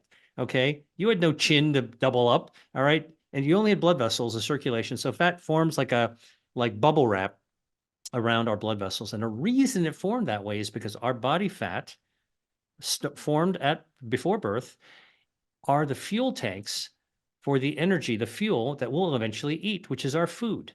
The same way that you have a gas tank in your car, in our body, the fuel tank is our adipose tissue or fat cells. So don't fear your fat. It is why you're able to move around. All right, elementally. And by the way, people always go, no, I can't get over that. Like I don't buy that. And I would say, first of all, look, I'm like you. I totally get it. If you go shopping in a grocery store and you go by the butcher section and you see that T-bone or ribeye and you see that big thick rind of fat around it, immediately I go, ugh, I hope nobody eats that, right? Like that's the visceral effect we think of as body fat. But there is a situation that we smile when we see fat, and that's when we see a newborn. Who doesn't smile when they see a baby? Chubby, big tummy, big fat arms, big cheeks, always makes us fat. And in fact, if you saw a baby that had fashion model, chiseled cheekbones, long, thin arms, and long, thin thighs, it'd freak you out. You would say there's something seriously wrong with that child. And you'd be right. And that's why body fat is part of our health. It's an organ in our body. And it comes in two different colors. So Mother Nature designed body fat just like if you're going to the hardware store to get colors to paint your house, your room, And one color is white and one color is brown. And the white fat is packed into two places in your body. First place is under your skin. We call that subcutaneous, under the cutin, under the skin. And that's the stuff you can see. Subcutaneous fat is the wiggly jiggly under the arm, the double chin, the muffin top. It's the stuff on your thighs. It's the booty. All right. That is the white fat, the subcutaneous fat. And yeah, okay. Admittedly, we might not want to see that. We might want to have less of it or none of it. But I will tell you, that's not the most harmful, dangerous kind of fat. The fat you should fear, the fat you should be repulsed by, is inside visceral fat. Because when you have too much of visceral fat, it's inflammatory. And in that inflammatory fat increases your risk for cancer, diabetes, cardiovascular disease, and dementia. All right. And so what am I talking about? Visceral fat. Like, look, if you are at any body size, you can have too much visceral fat. If you are a large person, you've got a big frame, you can have too much visceral fat. It's all packed inside. You can't see it. But if you're skinny as a stick, all right, and you have a thin tube for your body, you can still have excess body fat. And that kind of visceral fat, you need some of it. But when you grow extra, when you overfeed, put too much fuel in your body, the fat that grows first, most aggressively, is this visceral fat. And by the way, visceral fat is like a baseball glove of fat wrapped around your organs. It is really nefarious and inflammatory to everything in your body, and it leaks the fat and the inflammation to the rest of your body. And that's why it increases the risk of all these chronic diseases. Okay, so that's white fat. It's all good until you got too much of it, especially the visceral fat, and it's really bad. And if you got too much of the subcutaneous, you get bummed out when you stare at the mirror. Okay, all right. Now, but some of it's important. It's a fuel tank. Then Mother Nature created brown fat, because you mentioned brown fat, or beige. Beige is sort of mixing white and brown. You get beige. But let's talk about the other side, brown fat. Now, brown fat is actually not wiggly jiggly. It's not lumpy bumpy. It's not around your waist. Brown fat is, in fact, not even close to the skin, not subcutaneous. Brown fat is close to the bone, and it's wafer thin. Brown fat's around our neck. It's under our breastbone, a little bit under our arms, like a girdle or a bra, a little bit in our belly, and a little bit between our shoulder blades. And what brown fat does is I think you use the word energetic. Brown fat actually is like a space heater that ignites heat. It burns fuel. It's called thermogenesis because it makes heat. Thermo, heat, genesis, making heat. Brown fat does that. And by making heat, it actually burns fuel from the harmful body fat. So brown fat can burn down harmful fat like visceral white fat. How do you understand? Like, we are like, oh man, you just like said a mouthful. I can't understand it all. Think of your brown fat like the gas range in your kitchen, if you've got a gas range. Okay. You're going to boil some water or heat up some soup. You're going to put it on the gas range. What happens when you have a gas range? You go to the range and you turn the knob. You turn it up and it goes click, click, click, click, whoosh. That's what brown fat does. It's energetic. It actually, when you activate brown fat, you actually turn on the clicker, and there's specific molecules that can do that. The beta-3 adrenergic receptor. If anybody who's like, oh, you're too basic, don't go there with me. I'll take you down to the UCP01 and the mitochondrial energetics. But I'll tell you, like, for simple explanation, click, click, click, whoosh, brown fat lights up like the burner on your stovetop. And on your stovetop, it's getting the gas, the fuel from your gas line from your town or a tank outside of your house. Your brown fat is getting its fuel to burn from your white fat. Good fat burns down bad fat. Brown fat burns down white fat. And you talked about beiging. Beiging is sort of like, come on, white fat. Let's be the good guy this time. Let's learn how to brown fat. But one thing I wanted to tell you, and I think people always remember this. Do you know why brown fat is brown, Cynthia? No. Okay. Oh, mitochondria. That was, I guess, what Yeah, I exactly. knew of it. Yep. Exactly. So in order to actually burn fuel and create heat, brown fat has a lot of this little tiny organ of cells called mitochondria. Now, mitochondria are kind of like your nuclear powered batteries, like for a pacemaker. Okay. Lasts forever, works a long time, and it can get super hot. And that's basically what the mitochondria are. All right. Now, mitochondria happen to have a lot of iron in them. And what happens when you take a pile of nails and stick them outside, They for a couple of rust. days? They turn brown. They Yep. rust. So what happens is, and why brown fat is brown is because it's got so much mitochondria, and mitochondria has so much iron that when the iron oxidizes, it turns the fat brown. That's why brown fat is brown. Like people like to know why, and so now you know the reason why.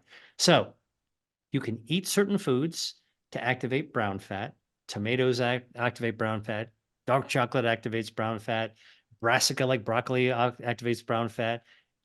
Green tea, black tea, fermented teas activate brown fat. It's amazing the amount of things that activate brown fat. I came up with a whole bunch of foods, probably close to 100 in my second book, Eat to Beat Your Diet, that activate brown fat. And some foods also coax your white fat to be browner, okay, and to beige. And as the white fat turns to be brown fat, it's kind of like the reverse of Star Wars. You're getting the bad guys, the evil empire to become the good guys, to be the rebellion. They wind up becoming the good guys. And so this is also really cool because it means that our body is resilient. It's capable of shape shifting. And again, back to the listeners who are like, man, I'm so bummed out. There's nothing I can do now. Absolutely not. We now know when you're middle age, okay, regardless of where you are in your health journey, it's never too late to take these steps to be able to revert your health, fight your excess of harmful fat, activate your brown fat, get your gut microbiome healthier. Like we have that agency. That's the good news. That's wonderful news. And even better news is that we can do it by eating foods that taste great. This isn't about elimination. This is about addition. But you have to watch the volume that you eat because, like any fuel tank, it only can hold so much. And if you overflow the fuel tank in your car, what's going to happen? The gas will run down the side of the car, around the tires, pull around your feet. And what are you going to be doing? You're going to be standing. You're going to be embarrassed for one thing, but then you're going to be standing in the middle of a dangerous, toxic, flammable mess. All right. It's going to be very dangerous. And in the body, we don't have a clicker of the gas station nozzle. We can eat, we can eat, we can eat, we can eat, even good quality food if we overeat it. Okay. The fuel that we overstuff into our fuel tanks, i.e., our fat cells, will just get bigger and bigger and bigger and bigger. And now we are filled with visceral fat, too much of it, dangerous and inflammatory. And so volume quality makes a big difference. Oh, Don't overeat. such an important point. And I'd love to round out the conversation talking about beverages because there were a lot of questions that came in. Obviously, we've kind of touched on green tea and fermented teas. I would love to touch on that as well as coffee and anything else you'd like to add. And I was listening to a podcast where you talked about what happens when you add dairy milk to these beverages, how it can impact the quality of oh, they're gonna have to edit this out. Every once in a while, I'm like, I had a brain fart. It doesn't happen often, but how dairy added to beverages can have a huge impact on whether or not you're able to access some of the benefits from the polyphenols. Right. Okay. So let's start from the beginning. Coffee and tea are the number 2 and number 3 most popular beverages in the world. The number 1 is drinking water, just plain old water. And it turns out that actually all 3, including drinking water, can actually start to burn down some of that harmful visceral fat that you don't want. The way that coffee and tea does it is they've got these polyphenols, catechins in teas, chlorogenic acid and caffeic acid in coffee, and many, many other molecules. Some of them we haven't even discovered yet. Okay, so there's active research in this, but we do know that they light up our healthy processes in our body to be able to have a stronger immune system, lower inflammation, better metabolism, burning down harmful body fat as well. Okay, so how do you get the most out of these polyphenols? Well, before I talk about the dairy, I'm like, how do you get the most, right? That's always want to ask. Well, it turns out that many of these polyphenols are the plant's reaction. Coffee is a plant, it's a berry, and tea is a leaf. That they make these polyphenols as a wound healing mechanism, meaning the plant, when it gets injured, it's got to heal itself. So it makes the stuff, these polyphenols. Well, how does the plant get wounded? Well, if it's growing naturally in the most pristine environment, what's going to happen during the summer when, the fruits are forming and the leaves are forming? You've got insects naturally buzzing around, nibbling on the leaves and the stems. That's an injury. So most of these polyphenols are made in response to injury from bugs.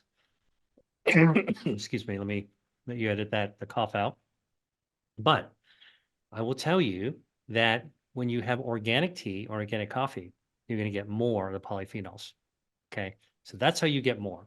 Now, how do you make sure you're getting into your system? Let me just get another cough out and have Happens to the best of us. This is tea, by the way. Okay, so let me start. So, how do we get the most out of these polyphenols? All right, because they're present in any tea or any coffee. Is that you want to drink the tea or the coffee in a pure state, and when you gets into your stomach and your gut, it absorbs into your bloodstream, and that's where you get to do all the good stuff and for your metabolism and burning down body fat and starving cancer and doing all kinds of other good things. Now, who hasn't had coffee with milk or cream, and who hasn't actually had an English breakfast tea or an English afternoon tea that didn't have a little bit of milk or cream in it, right? So this is like part of what we expect. Now, Asians tend to drink their tea straight. Go to a sushi bar and you get little green tea completely straight. They're not giving you any cream with that. Same thing as a Chinese restaurant, you're getting the straight tea. I think in Thai tea, they actually do add cream to it. But okay. Turns out that dairy, not milk, but dairy, like cream or half and half or will actually, or milk, is fat. There's fat in it. And when fat goes into a liquid, you know that old saying that oil and water don't mix?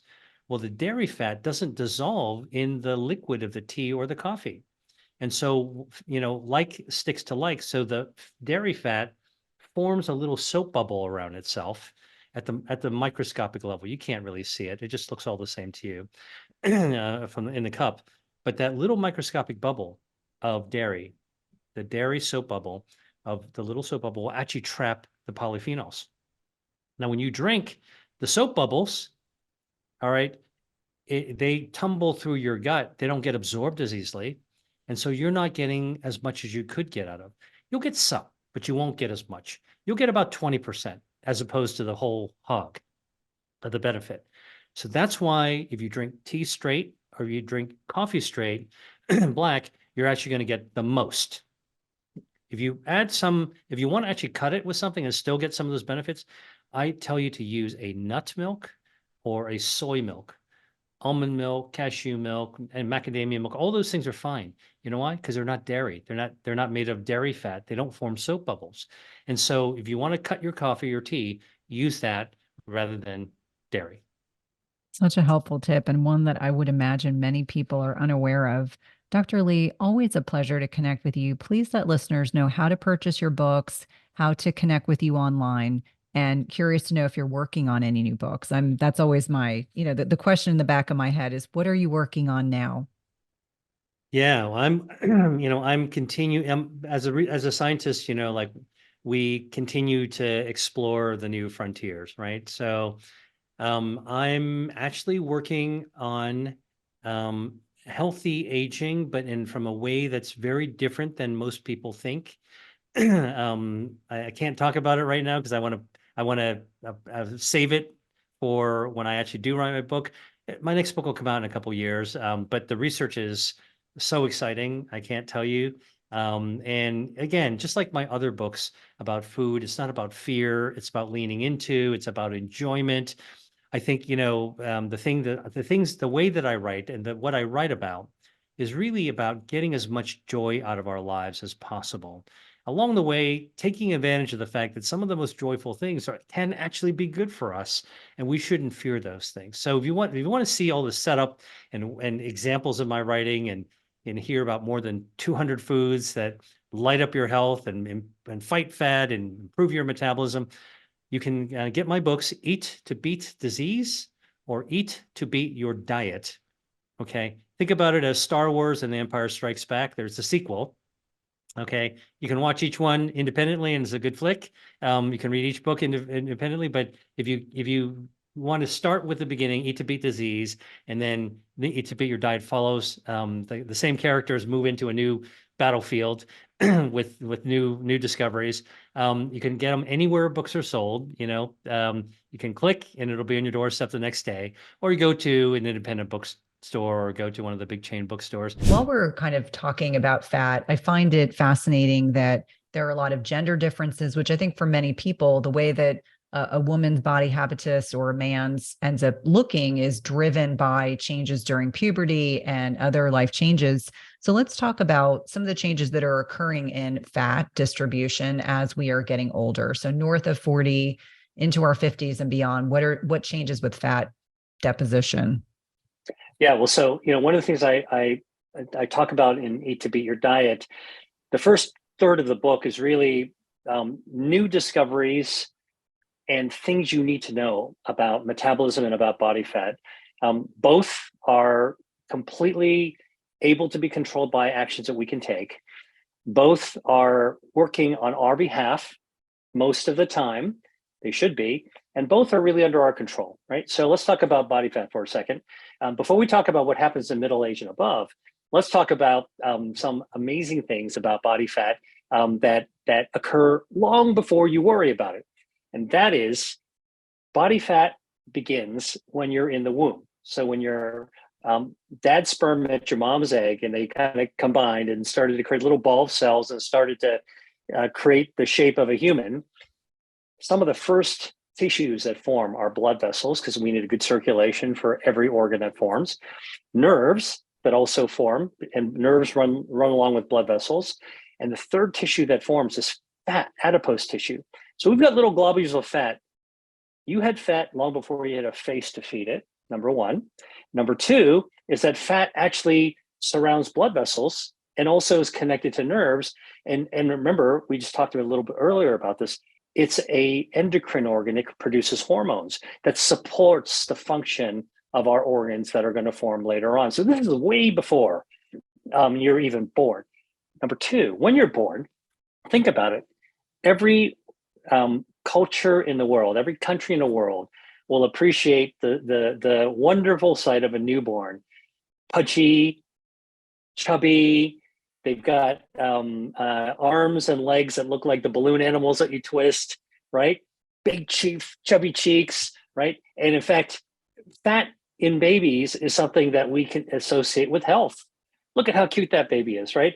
If you actually saw a baby at birth that looked like a fashion model, chiseled jaw, thin, thick arms and legs, you'd be really worried with that baby, and you'd be right. You'd think there was something wrong with that baby. And so, number one, like just from the get-go, got to realize that, fat actually has a role long before you peek at it in a mirror or step on a scale.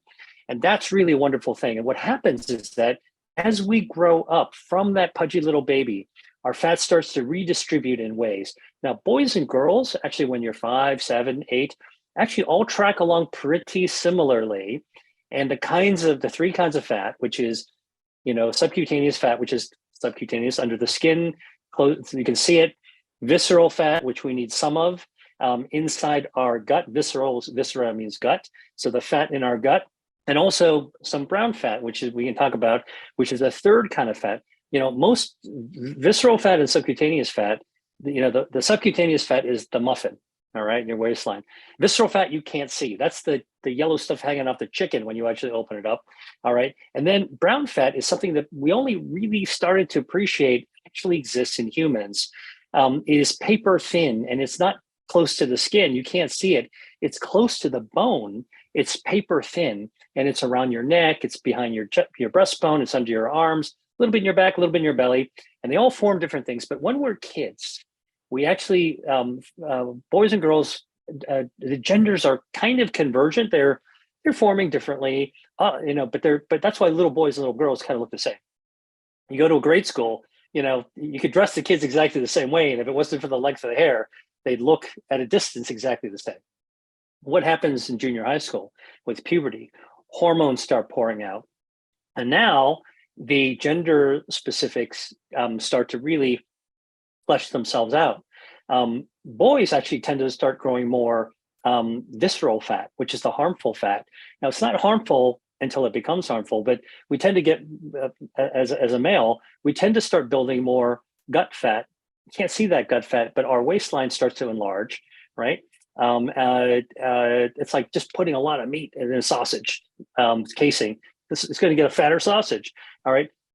The female gender starts to distribute fat differently around the hips, around the thighs, around the butt, eventually around breast tissue, right? And so you wind up actually starting to see this wonderful distribution. This was the fascination and the focus of some of the Renaissance artists, capturing the wonderful human form, and differentiating, the male and the female figure.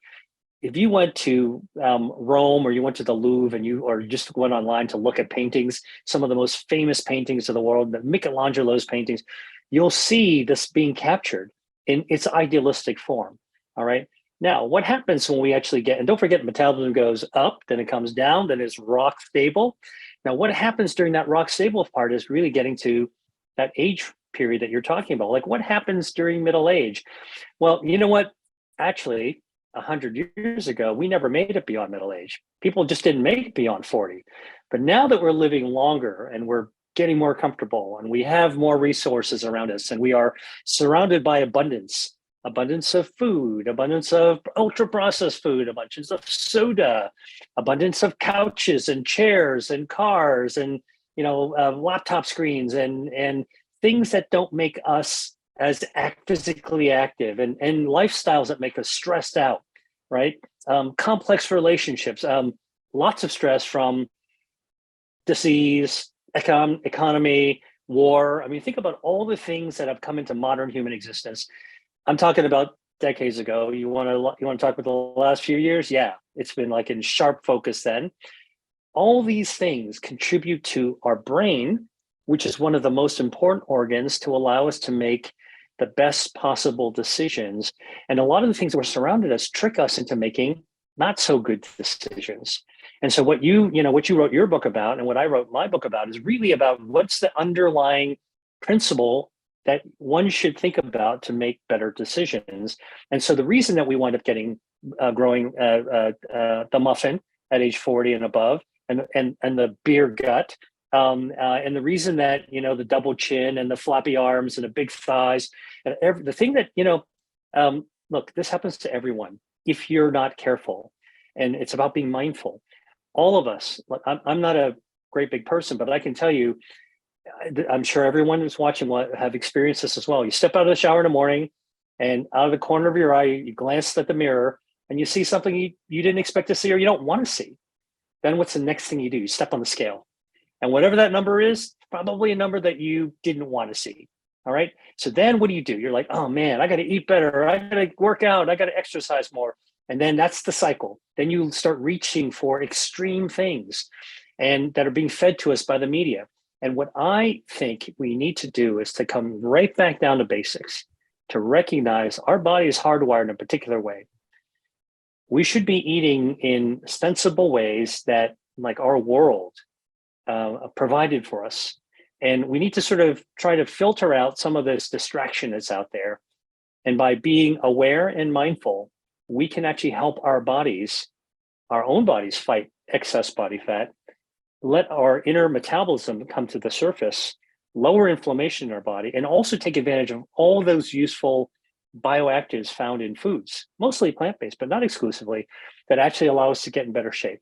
And that's just the food part.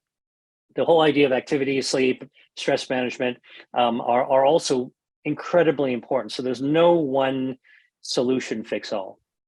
Well, and I think that's really important because we've been so heavily influenced by not only the processed food industry, but also the media that will hang on to a cherry-picked study that they then extrapolate. I mean, I'm sure this happens to you and your team on social media. There'll be a cherry-picked study or some article that comes out, and people all of a sudden are they're not sure. They're almost paralyzed, not feeling confident in their decision to lean into eating more plants or having more meat or doing more physical activity or intermittent fasting, any of these strategies, but they are designed to not just be focusing on one, it's all of these things. And I love that you really speak about slowing down, how important mindset is, because understanding our autonomic nervous system and being in the parasympathetic, the rest and repose side of our brain is really the way our bodies are optimized to eat. Most of us are eating on the go.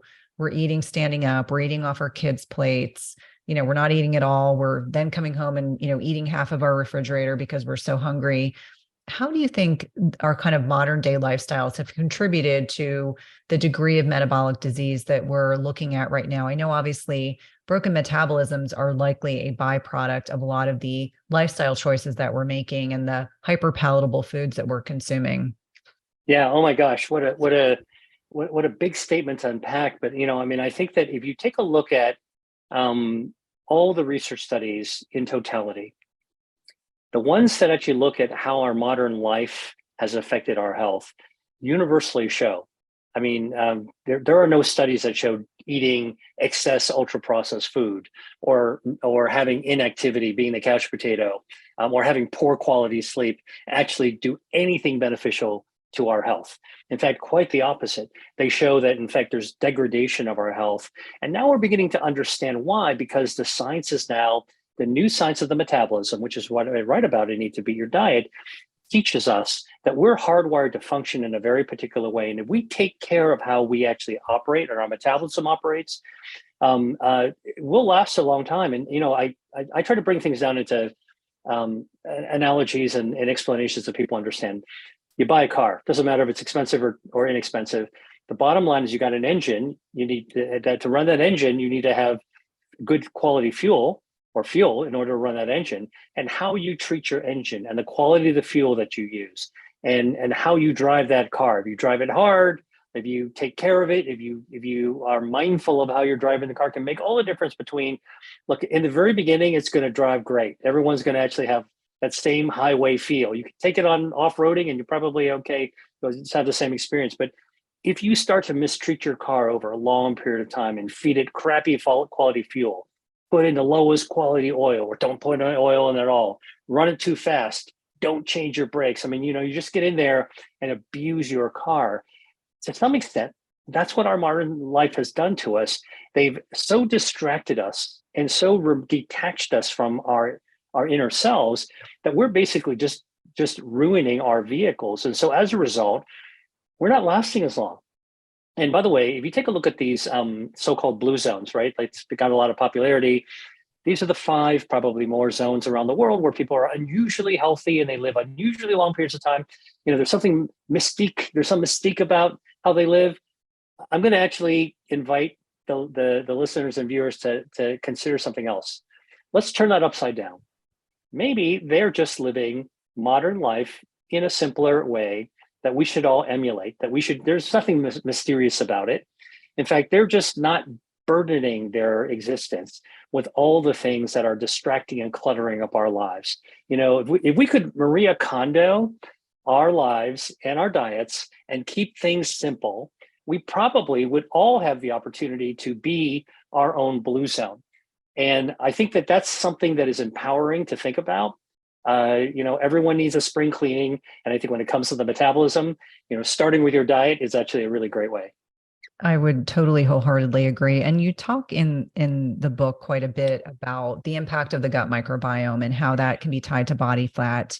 And specific to that, one particular organism that we're starting to hear more about, Akkermansia. Can we talk about the interplay between the gut microbiome and our metabolism and this very important, organism that many people may be unfamiliar with? Okay. Everyone's probably by now heard about gut health and thought about gut health. If this isn't something that you've heard about, ask a friend or a family member, they'll start rambling on about everything about it. Okay, here's the thing: gut health, in scientific terms and medical terms, relates a lot. Refers to our gut microbiome, and our gut microbiome is really the bacteria that is mostly in the last part of our gut. It's an area in the colon called the cecum. And although not all of our body's healthy bacteria is there, a lot of it is. What's a lot? 39 trillion bacteria. That's a lot of bacteria. Our body is only made of 40 trillion cells. So we're about 50-50 bacteria, and the other 50% is human. All right. And so what we realized is, and again, I'll confess this as a bona fide MD who went through medical school, is that when I went to medical school, and you probably had the same thing, Cynthia, is that I was taught that bacteria are bad, must kill bacteria, and now must memorize all the bacteria you must kill with prescription antibiotics that are necessary in order to stay clean and healthy. Well, turns out that's all like a little bit misemphasized, because most bacteria that we encounter throughout our lives are good bacteria. Almost all of them are good bacteria. And we do encounter a few bad guys, I mean, think about it. It's like saying that the way that the medical community was trained is like, everyone's a terrorist, must kill terrorists. But in fact, actually, most people are good guys. Most people are ordinary, peace-loving citizens. And yeah, there's a few, bad actors out there. We do want to make sure that we're keeping an eye out for them, right? So it's really, what's amazing to me is how modern science is teaching us to upend a lot of the traditional teachings that the medical community actually has been saddled with over the decades. So gut microbiome are healthy bacteria living in our gut. There's a lot of different bacteria, not only bacteria, by the way. There's always also viruses. There's also fungi. There's also another type of small organism that most people don't talk about, don't even know about, called archaea. That's another kind of member of the gut garden that's out there, but let's not go there right now. I'll tell you about the bacteria. We're just beginning to understand the importance of the gut microbiome. And we do know that the bacteria in our gut talks through the wall of our intestines, because they're living inside our intestines. They talk to our immune system, and they talk to our immune system right through the wall of the bacteria. It's like they're I would say it's like college roommates in a dorm with really thin walls. And basically the bacteria, which is one roommate, pounding on the wall to the roommate, basically saying, hey, what kind of pizza do you want? All right. And then the roommate can hear on the other side and shouts back, I like my mushroom or olives. And basically our bacteria and our immune system talk to each other that way. And good, healthy gut bacteria give good instructions to our immune system. And this is really kind of an eye-opener to realize that our immune system is so tightly connected. And when our gut bacteria is not healthy, not only is our immunity, our defense is down for immunity, but our inflammation, which is another part of our immune system, goes up. And the gut bacteria not only influences our immune system, it also influences our metabolism. It influences our lipid, cholesterol and lipid levels in our body. The inflammation actually is really important to control, because if we've got extra body fat, basically we've got actually a smoldering fire burning in our body. Okay, and it's our healthy gut bacteria that puts out that smoldering fire. Like, we put out that forest fire to prevent it from becoming a wildfire. We need good, healthy gut bacteria. And most people have not until recently paid attention to their gut. So, and we've all been through this before. Like when you're feeling okay, and then one week you're not feeling okay, you're gassy, you're crampy, you're not regular, or you're having loose stools, and you're just not feeling that good. You're not talking about it to people mostly. Okay. That means that you don't have good gut health. And most likely there's something going on with your gut bacteria. We are just beginning to actually understand that we got to pay attention to that. Now, a lot of people out there say that they've got a solution. Do my stool test and get my probiotic. And what I will tell you is that we don't understand enough about it yet to come up with a definitive solution. However, there are certain bacteria that are very, very interesting. One of them is called Akkermansia muciniphila. Akkermansia, Akkermansia. That's the first name. The last name, the genus and species, is muciniphila. Muciniphila because it actually likes to live in the mucus of your gut. Now, I learned about Akkermansia mucinophila, not in a metabolism setting, not in a diabetes or an obesity setting, but actually in a cancer setting, because I do cancer research.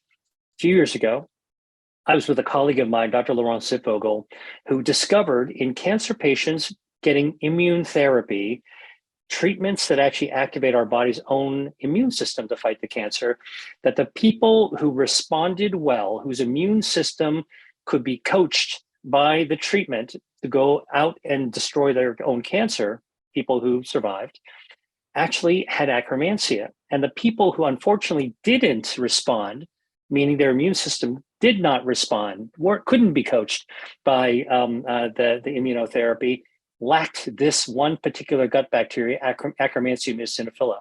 So that's really interesting. One bacteria could make the difference between whether you lived or died as a cancer patient with a particular kind of treatment. To me, like my radar went up right away, like, oh my gosh, we got to figure out more about this. And the more we actually discovered about this, so what Laurent Zipvogel did, she took out the Akkermansia from these responders, cancer patient survivors, and took them to the lab and gave them to lab animals that were developing cancer and gave those lab animals immunotherapy.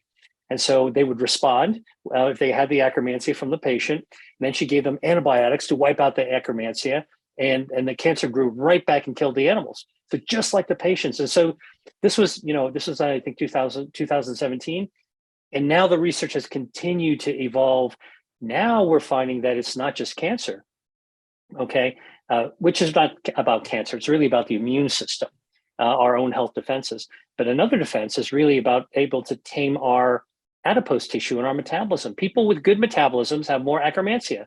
People with, and this is actually a really strange observation. So I'm a scientist. So, one of the important things about scientists is you can tell somebody's a real scientist when they tell you they don't know something, all right? So here's what we don't know, but what we observed. People who are suffering from obesity actually have hardly any or no akkermansia in their gut. People that are lean with good metabolisms actually have akkermansia. So this is an observation that we need to pay attention to. How come one group doesn't have akkermansia? Is it a cause or an effect? What is akkermansia doing? Well, it looks like akkermansia may be controlling the lipids, might be influencing the inflammation, really, really being helpful. And so then the question is, how do you grow your own akkermansia? Okay. Well, it turns out that there are certain foods containing polyphenols, like pomegranate juice, that contain ellagitannins, is the bioactive, that doesn't act directly on the bacteria, the akkermansia. It prompts your gut to secrete more mucus. There's more soil for the akkermansia to grow. So it's basically like a gardener saying, how do I put more fertilizer for my flower bed to bloom, my annuals to bloom? So pomegranate juice, Concord grape juice, cranberry juice have all been studied. They all have this ellagittannin. More mucus, the more mucus there is, the better the akkermansia grows. And I can tell you, I had a patient I once was treating who had cancer. She was about to get an immunotherapy for her cancer, multiple myeloma. And I told the oncologist, hold off for a second, because let's test her stool to see if she have akkermansia. This is as a result of my knowing, my work, my knowing about Laurent Zipvogel's work. And so we tested her stool. She had zero akkermansia. Why? Because her kids had bronchitis. It went right through the house. She had gotten some antibiotics from, a walk-in clinic, and she had no akkermansia. So I said, wait, let's grow some back. So we gave her pomegranate juice. We tried to really give her some fermented foods to really make her gut health better. We needed more mucus. We needed more gut health, more probiotics, some prebiotics, probiotics. Then we tested her again a few weeks later, and she had 6 times above the general population's worth of akkermansia. So if you're missing it, I'm telling you, diet can actually grow it back, which is a wonderful thing. And when we actually gave her the immunotherapy, she actually responded completely, like one of the best responders ever seen in history. So I'm telling you, this is not food versus medicine. In this case, it's food and medicine, or food before medicine. And it's really about the body and the wonderful things that we can do to feed our body's health defenses, feed our body's metabolism. It's all stuff that's inside us. Well, it makes so much sense. And I love that it's tangible. It's not an unusual thing that people have to go purchase to be able to support their gut microbiome.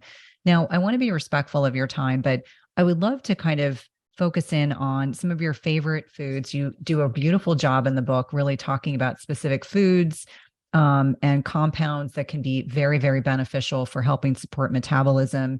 And then briefly touch on the Mediterranean kind of concept, which is so aligned. I grew up with an Italian mother, and food was savored, and you took long meals. There was no rushing around.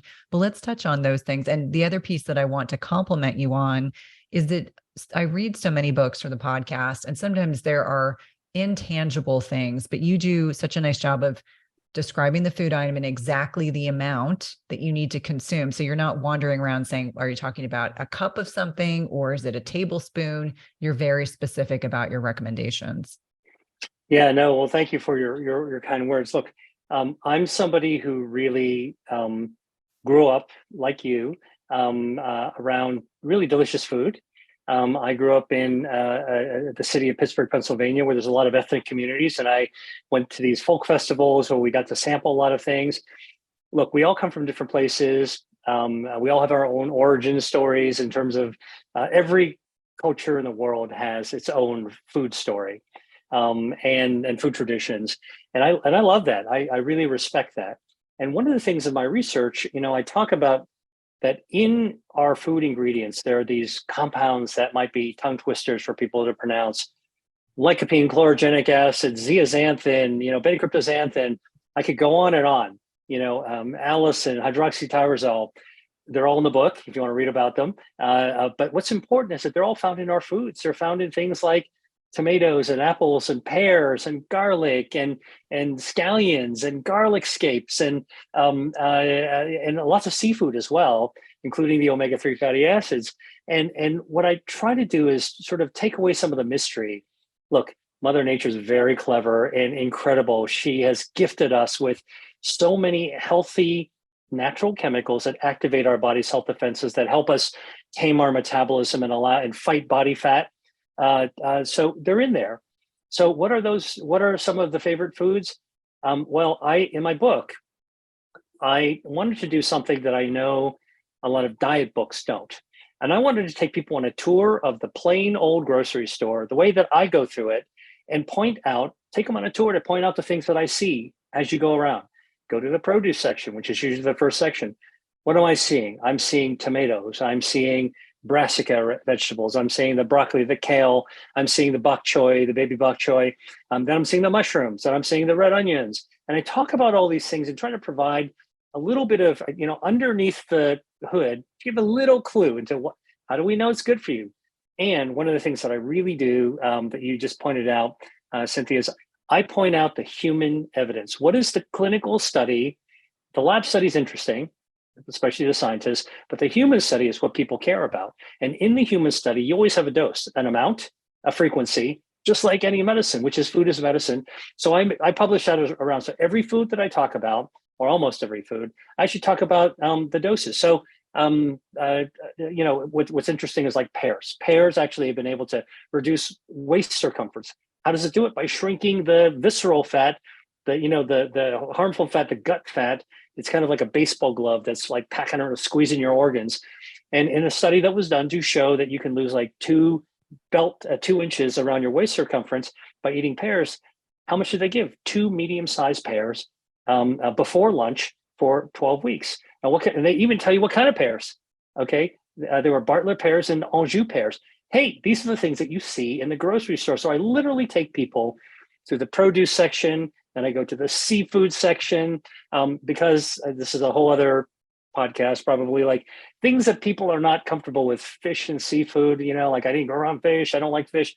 Look, there are so many incredible, delicious, amazing seafoods to enjoy. And I'll come back to that with Mediterranean, that I actually spent a whole chapter diving into things that you'd recognize, and a lot of seafood I'm willing to bet you don't recognize, like the mitten crab or the mantis shrimp. These are things that are out there. I really want to punch through the brick wall and show you that there's a lot of stuff that you haven't discovered yet. I want to demystify that and tell you the dose of that to eat as well. And then, of course, the forbidden middle aisle. I wanted the people to say, you know what? It's time to grow up and get out of this, this elimination thing. Don't even go to the middle aisle. Wrong. I call my chapters in the book, Eat to Beat Your Diet, is called Treasure Hunt. Go into the middle aisle with your bucket, your cart, to hunt for the treasures that help your metabolism, like navy beans, like lentils, like extra virgin olive oil, like apple cider vinegar, like dried prunes, like dried mushrooms and chili pepper powder and turmeric. I mean, there's all these things that, I'm trying to let people know that this is every day. Anybody can do this. This is not mystery. And this isn't about elimination. This is actually encouragement to dive right in and find the thing that fits you. So what fits me? I always get asked this question, Dr. Lee, you write about food and health. You're a food as medicine researcher. What diet are you on? And I tell people I'm not on a diet, but I do have a way that I eat. In my way, I call Mediterranean. I'm Asian. I grew up in a Chinese family. I had lots of Asian food.